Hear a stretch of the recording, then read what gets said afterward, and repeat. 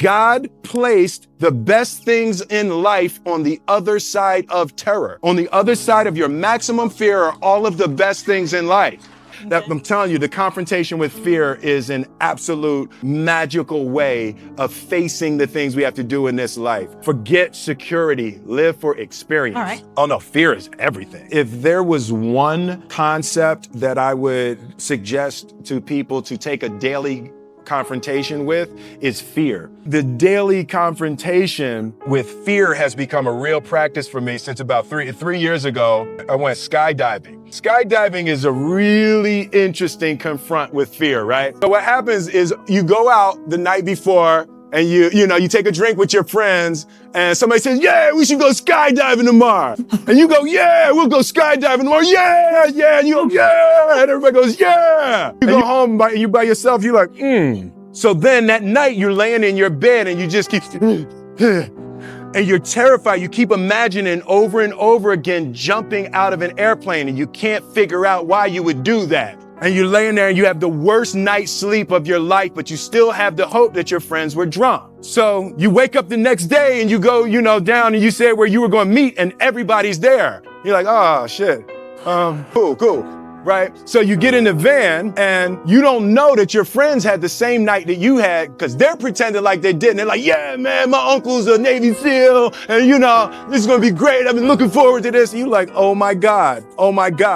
And your stomach is terrible. You can't eat and everything, but you don't want to be the only punk who doesn't jump out of this airplane. So you get there and then you have the safety brief and you're standing there and the guys will tell you, well, if the chute doesn't open, what's going to happen is why the hell, what could happen?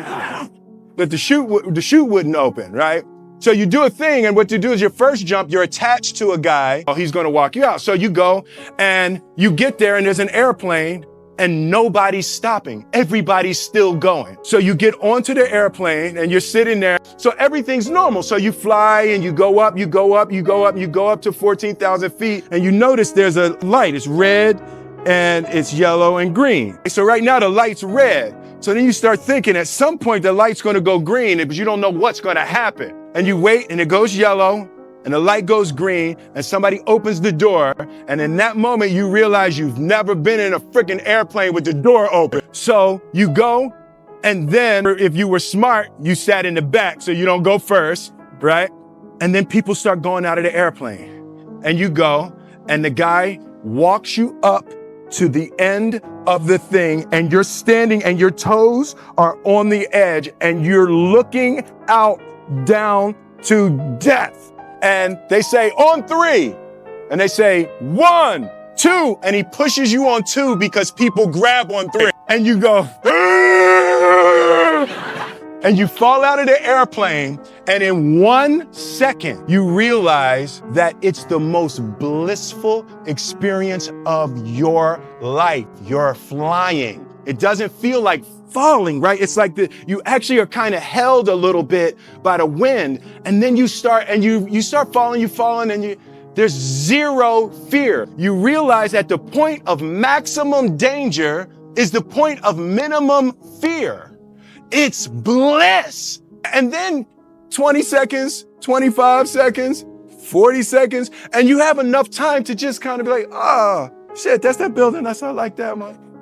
Right? You start doing all of that. And the lesson for me was, why were you scared in your bed the night before? What do you need that fear for? Just don't go. Why are you scared in your bed 16 hours before you jump? Why are you scared in the car? Why could you not enjoy breakfast? Fear of what? You're nowhere even near the airplane. Everything up to the stepping out, there's actually no reason to be scared. It only just ruins your day.